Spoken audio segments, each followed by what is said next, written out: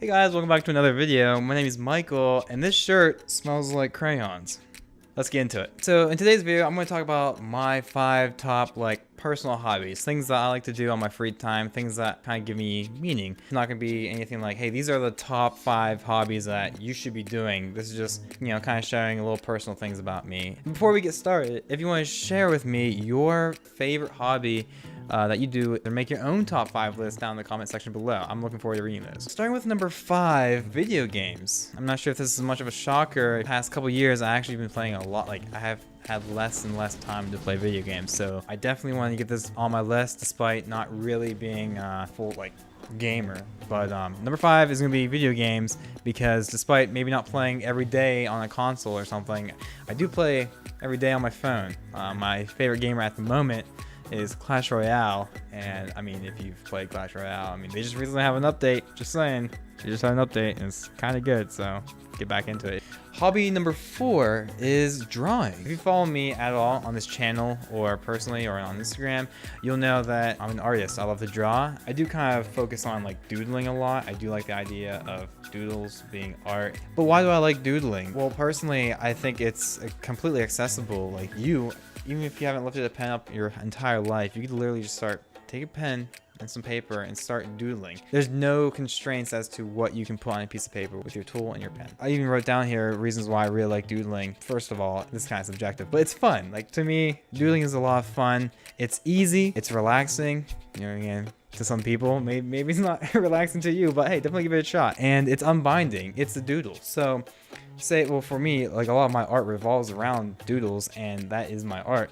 However, if you're not an artist and you don't want to be worried about hey, what if someone looks at my doodles and expecting it to be something great? Well, first of all, it's not. It's a doodle. It doesn't have to be great. It's not really meant to be great. It kind of gives you that leeway of, hey, I'm not asking for it to be compared to the level of that greatness. I'm not really worried if it is or not. Hopefully that made sense. Number 3 on my list, watching YouTube videos. Now, this should probably be higher on the list, because if it wasn't for YouTube, I wouldn't have my next 2 hobbies on this list. However, there are some things I do enjoy more than watching YouTube videos. So it's because of YouTube and its amazing amount of information that I was able to learn my next 2 hobbies to have those be so impactful in my life. In this day and age, you literally have the means to teach yourself anything you want to learn.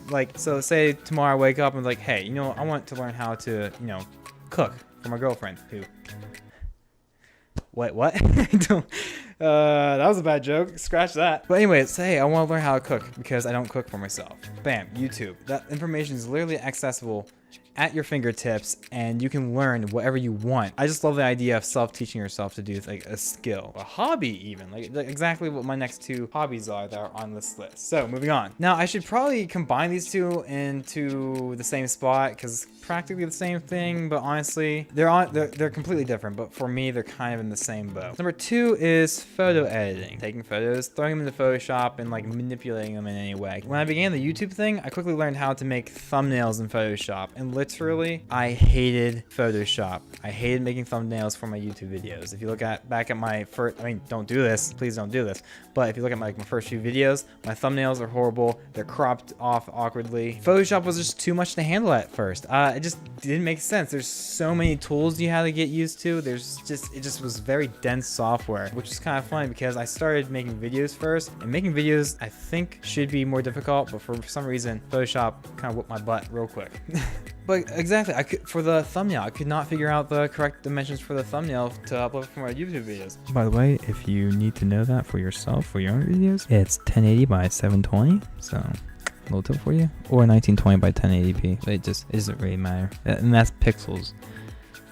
Okay, that was some nerdy stuff. But now I'm at the point where I'm literally using Photoshop every day, and it's a lot of fun. I love learning one new little neat trick at a time, and that's exactly how you have to learn Photoshop, just like anything in life. But especially if you're teaching yourself, don't go in trying to learn every single tool or being blown away that, what the heck, there's 5 tabs and 80 tools, and there's a panel on the right side, panel on the left side. Whoops, where's my project? I need to make a new project, and then what aspect ratio do I need to use? How can I change that mid-project? How do I use the layers? It's mind-blowing. You're gonna just hate yourself for trying to take it in one bite. Don't do that. What you do is, hey, what am I currently working on in my life at the moment? For me, it was thumbnails. How do I make a thumbnail? Like I said, I couldn't figure out the aspect ratio. Just figure out the aspect ratio, bam. I know how to do that now. Everything I put on this canvas is going to be on the thumbnail, not cropped on YouTube. So, one thing, I'm good at that. Take a picture, take a screenshot from your video, put text on it.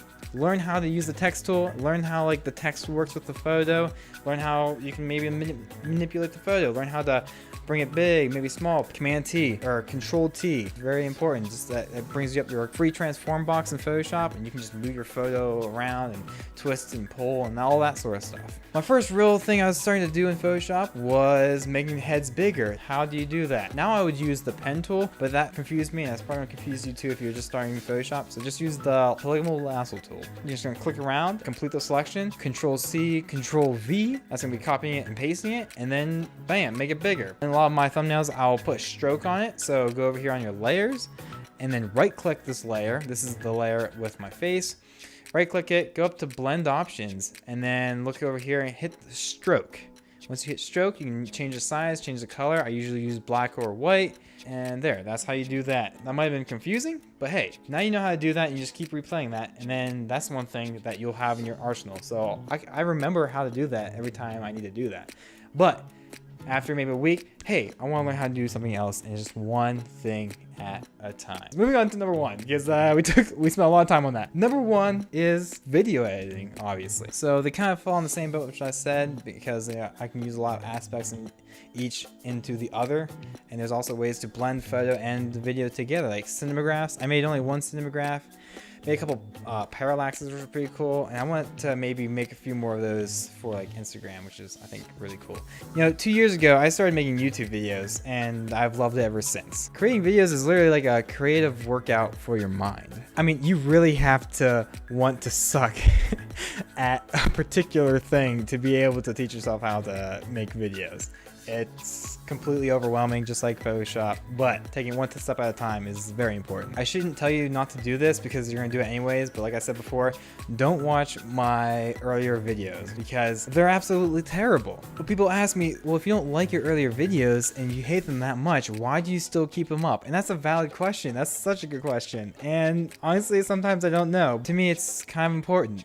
Those videos, those are all moments, memories that I've captured of my life. That might have been cringy, it might be horrible, but like we all have cringy moments in our own lives. It just doesn't feel like that because we're not chiseling them in stone and playing them back for our friends and our families and ourselves. I keep them up there because that was a time in my life where that was my skill level in this sort of thing. 2 years later, hopefully you can tell that I've kind of improved, and then just a progression of time and progression of me as a person. So that alone validates why I keep those horrible videos up, and if you do want to watch them, go for it. Honorable mentions, this I'm just gonna throw in there because I feel like it looks like I'm too nerdy, which I am, but like I'm not a complete nerd. My number one in this category would be racquetball. Racquetball is so much fun. Playing racquetball with friends is just amazing. I played since like my senior year of high school, and it's a great hobby to pick up, especially at friends. Number two, last year I actually taught myself how to board, and actually if you looked at my popular videos,